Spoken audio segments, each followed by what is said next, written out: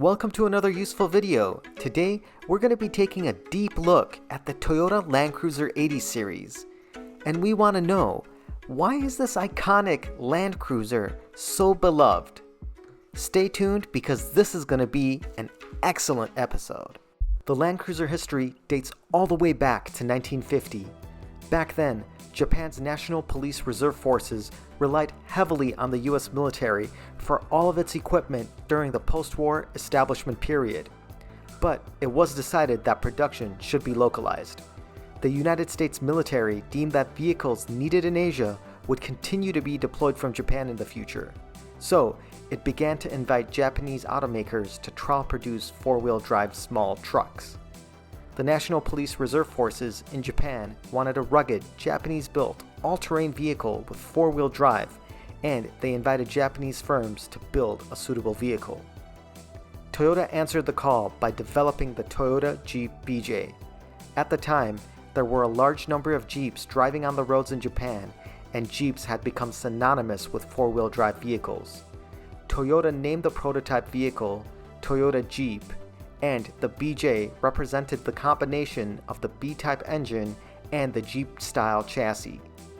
The Toyota BJ had a 3.4-liter straight-six engine, making 75 horsepower with lots of low-end torque, exactly what the Japanese National Police Reserve Forces needed to scale any terrain.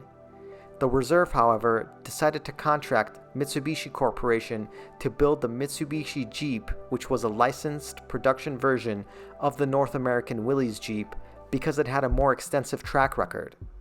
Toyota decided to mass produce the Toyota Jeep BJ and started full-scale manufacturing of the BJ in 1953. It took 2 full years to negotiate specifications and prices after it was decided that Toyota would start production. In 1953, 298 Toyota Jeep BJs rolled off of the assembly line.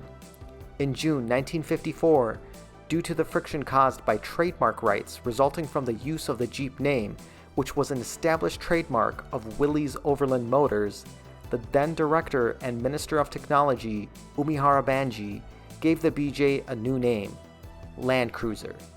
This was truly a wise decision, as the name was brimming full of confidence and spirit. The company utilized the toughness and go-anywhere ability of their rugged Land Cruiser by using it as the basis of Toyota's export strategy. And on October 31st, 1957, Toyota Motor Sales USA Incorporated opened in a former Rambler dealership in Hollywood, California. Vehicle sales began in 1958 with just 2 models, consisting of just one lone Land Cruiser 20 Series and 287 Toyopet Crown sedan. Following the early Land Cruisers, Toyota would introduce the FJ80, which would become a truly special vehicle with a lot of iconic styling touches.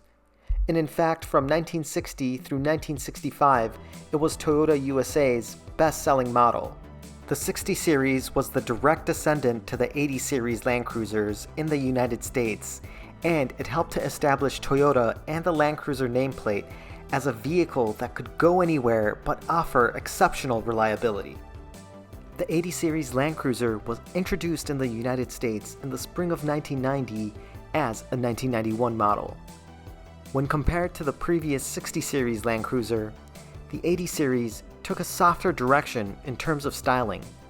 Gone were the 80s era squarish design, fender vents, and in was the fluid shape of the 1990s. The bumper was now contoured to the body, huge fender flares hugged the wheel arches, big tires indicated off-road capability, and on early models, the grille gave a nod to the early Land Cruiser models. The overall look of the 80s series was polished and poised, with an emphasis on technology and luxury. All USA models came with halogen-housed headlights, while some lower-spec models sold overseas had sealed beam headlights. The body line running down the profile gave the vehicle a strong, hunkered-down look. The large planes of glass gave the driver and passengers great visibility, along with the big side-view mirrors. There was a good amount of ground clearance offered by the factory suspension, which helped instill confidence in the vehicle. There were 2 different types of tailgates on order, The first version had swing-out rear doors, and the other version had a tailgate and a hatch setup. Note that the USA models only got the tailgate and hatch setup. The 80 series Land Cruiser was responsible for underpinning the first Lexus SUV, the LX450. The LX450 was essentially a rebadged Toyota Land Cruiser with a special grille, body side cladding, wheels, and a luxury-oriented interior. However, the major components were still 80 series Toyota Land Cruiser. The 80 series Land Cruiser has been used in a variety of applications, like that Japanese fire truck you just saw and this really interesting looking mobile home. If you're looking at purchasing one of these trucks, there are some things that you should be mindful of when it comes to the exterior of the vehicle. And note that a lot of these issues happen simply due to the vehicle's age. You'll want to take a good look at the vehicle's paint job to ensure that the paint and clear coat are in good shape. A lot of times, if the vehicle's been parked outside in a sunny hot climate for a number of years, there can be paint fade on some usual suspected areas like the fender arches, the hood, and the roof of the vehicle. Second, you'll want to take a good look at all of the body panels for rust. A lot of times, rust can occur by the window seals in the front windshield or the rear windshield, and also take a good look at the wheels to make sure that they're not corroded. The interior of the 80 series is a very nice place to spend time and was available in left-hand drive and right-hand drive depending on the market. The interior took a major leap forward when compared to the previous 60 series Land Cruiser. The materials inside the cabin are all very high quality and instill a sense of craftsmanship and quality usually not found in newer cars. The seats, if cloth, had a deep pile, while the leather hides helped to establish an aura of luxury. The early models used an attractive 3-spoke steering wheel. For the left-hand drive vehicles, to the left of the steering wheel was the mirror position, dimmer, and diff locker switch. To the right sat the main console area that is similar to the look of most Toyota trucks in the 1990s.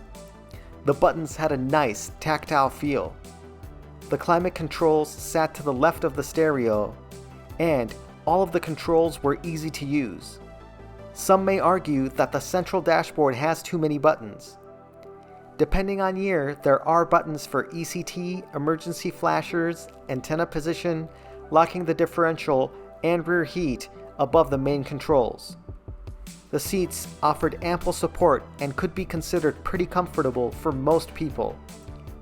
The exterior design and dashboard was very slightly revised for the 1995 model, but the overall look remained the same. Starting in 95, dual airbags were standard. Gauges were easy to read and offered oil pressure, coolant temperature, and amp meter levels. The interior of the 80 series Land Cruiser was spacious and configurable based on what you wanted to do.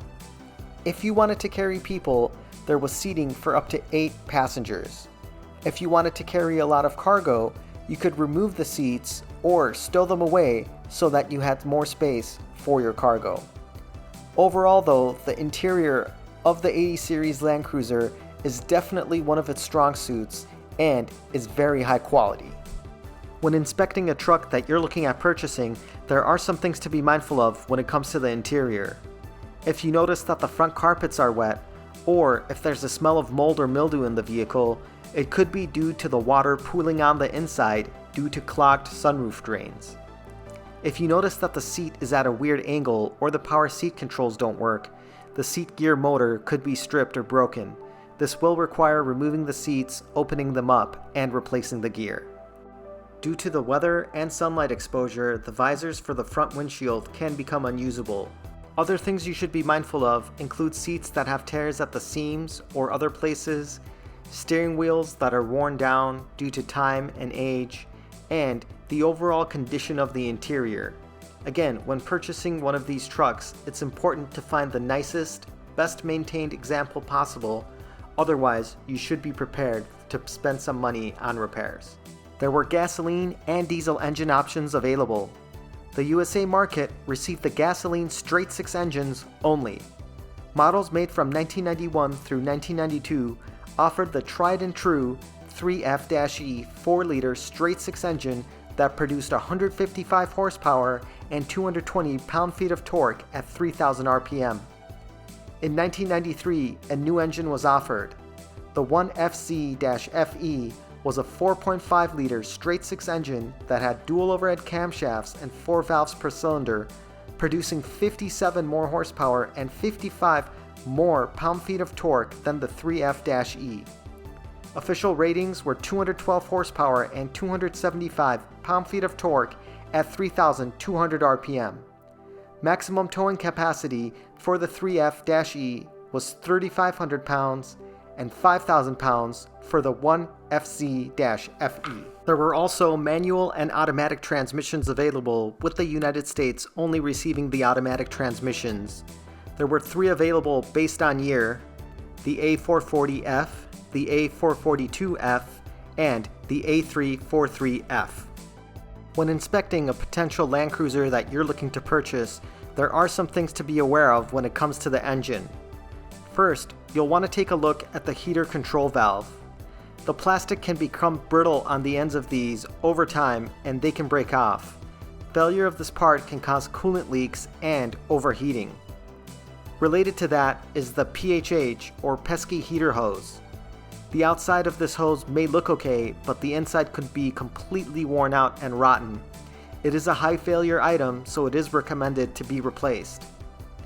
There could be a wire loom burning or melting issue by the EGR tube. Heat from the EGR tube could cause these wire harnesses to melt or fray. It's important to get it out of the way and put some heat resistant tape over it so that it doesn't happen again. And finally, you'll want to do a good look over all of the engine for oil leaks. One really common area is from the oil pump gasket. This isn't super difficult to replace, but it is time consuming. A big change from the 60 series, the 80 series suspension discarded the front and rear leaf springs altogether. New axles were designed, as well as a new coil spring suspension for the front and rear. The rear axle was similar to that found in the 60 series, but the front axle was an all-new design, from the outer knuckles to the center differential. This new suspension was designed to be as comfortable as possible and dramatically improve the vehicle's handling. The coil springs for the front suspension improved the ride quality greatly, and for the first time in a Land Cruiser, a full-time four-wheel drive system could be used in virtually all conditions, including dry roads. A locking center differential ensured off-road, go-anywhere capability when needed. When looking at one of these secondhand, make sure you take a good, long, hard look at the underneath of the vehicle to make sure that the frame is in good condition. Being as old as it is, rust can be a serious issue on this truck, especially if it's from an area where they use salt or other chemicals to keep the roads clear. Also, make sure that you check the brake lines and make sure that they're in good condition as well.